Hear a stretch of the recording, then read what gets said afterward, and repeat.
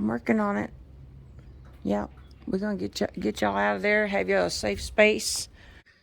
Y'all, this is Marie from our Okie Homestead. We have a problem. I'm trying to figure out what to do about it. I thought when I come down here that I noticed it looked like something had been trying to dig on the outside of the stalls. Now, the other day when I come down here, let me flip the camera around here. I'm going to show y'all what I'm talking about.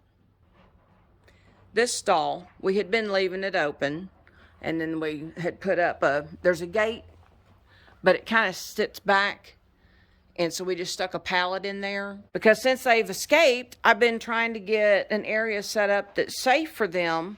So the safest place for them is here in the barn. And now I've got something that I noticed it looked like they would, it's like a lot of loose dirt right here. And I thought, what is going on here? Is something trying to dig in? But stall next to theirs, I had noticed that back in that corner, something had been in here and tried to dig through from that corner. So I went ahead and moved stuff so I could get that stall door closed so that nothing could come in from them from that side.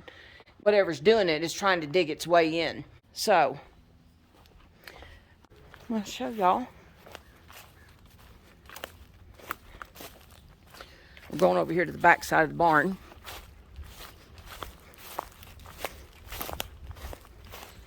Because I've been concerned that they would figure out that all they had to do was come out here. And there was already a low spot where the rabbits had dug through. And I thought, ooh, I need to get a center block or something, throw down in there. I thought, well, maybe if I get out here at the chainsaw and cut these trees down, then I can pull some of these bigger limbs over here and kind of pile them up beside the barn so that way it's an extra obstacle for them. And then I walked around here, y'all, and I'm like, oh my gosh. See where they was been trying to dig through here? This is where that tree grew up. I got to get this cleaned up, and the goatie girls was in here. This is where I had turned them out at first. So I've got to get my hot wire fence up, and I'm going to make sure that thing is hot. That electric netting actually taught these dogs not to mess with the chickens. And so far, in the amount of time, over a month now, that the chickens have been free ranging, the dogs have not messed with them. Now I have this deal with the goats, and I'm pretty sure it's the dogs. There was a couple of them that was in here in the barn and trying to teach the dogs, you don't mess with the goats. I think I've thought of a solution, y'all. So, because the dogs already know that poultry netting, I'm going to use it. I'm going to flip my camera around so that way I can show y'all what I'm fixing to do.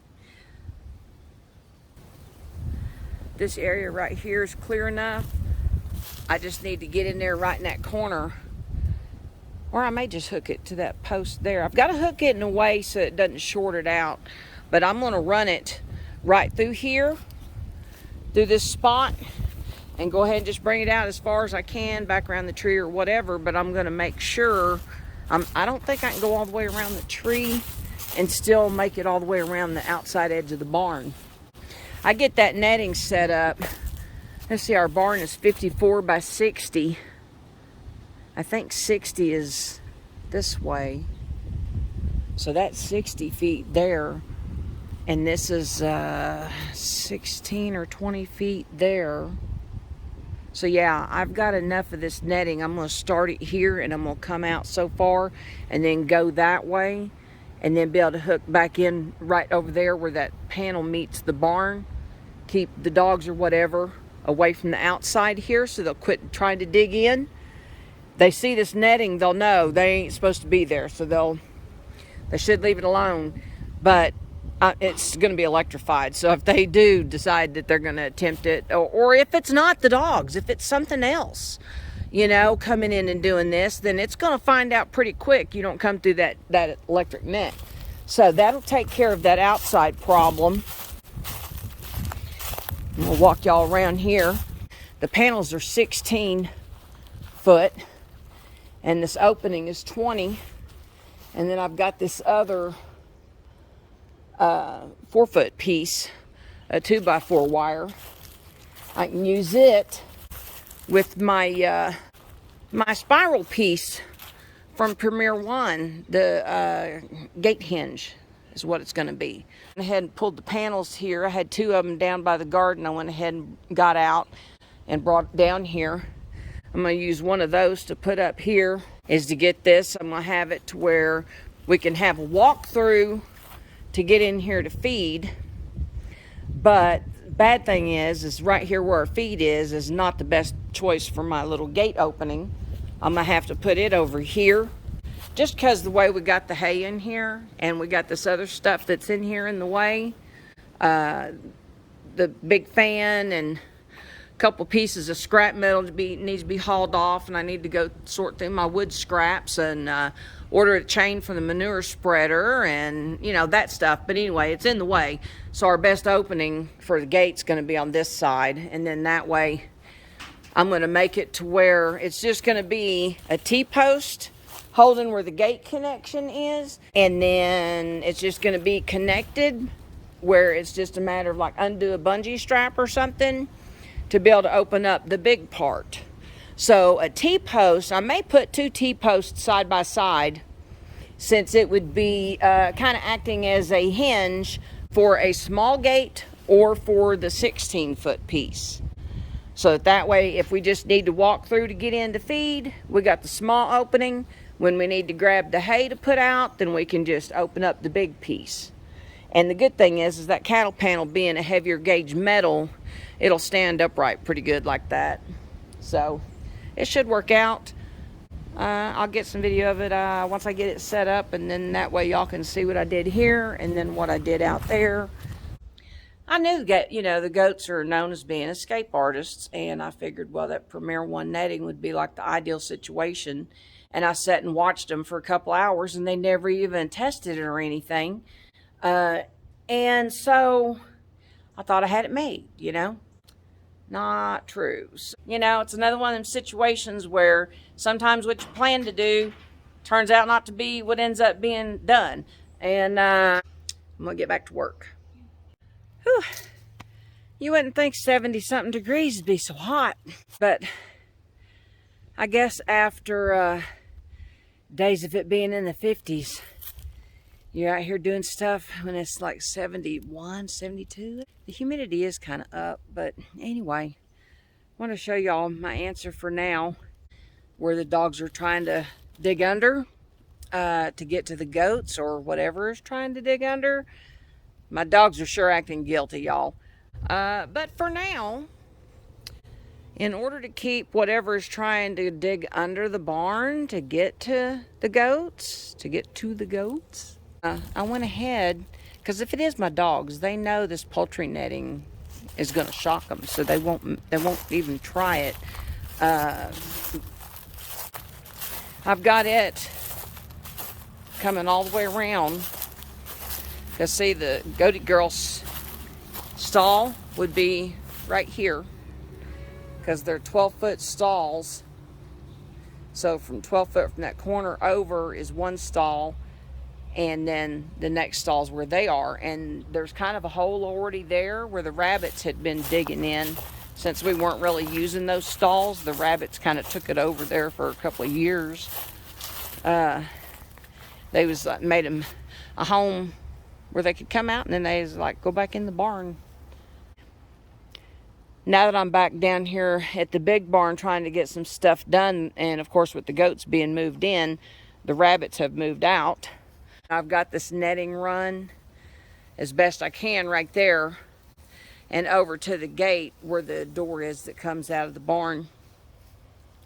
The way it's set up right now, I cannot open that gate and let the goats out. I want to get this fence done. Let's see if I can zoom in over here. This corner right here where they escaped, I'm fixing to get me some wire cut, and I'm going to close those holes off at the bottom where there's a gap. Right there at the bottom. And then there's another hole going into the neighbor's pasture right there. So I need to close that off too, where the 2x4 horse wire has pulled away from that post right there. And so it's only 5-strand barbed wire right there, so the goats are able to squeeze right through that. So once I get that corner closed off and then redo this one fence line, even in the electric netting, I want to make sure that I have a perimeter set up around the netting so that if they do get through the netting, they won't escape.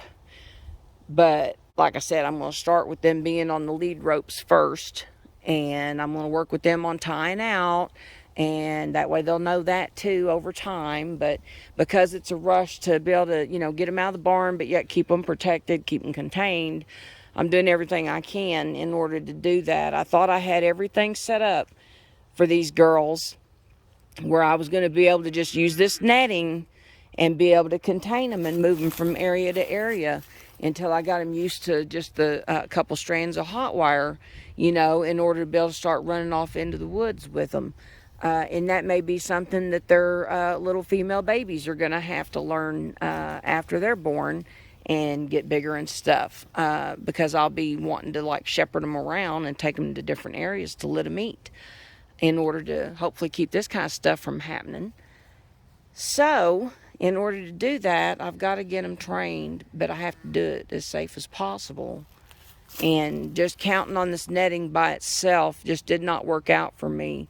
And I've mentioned before in videos that we are on a state highway, and so that scares me even more. My biggest fear, you see the big truck going by over on the highway. Now that is about 1,000 feet from down here at the big barn.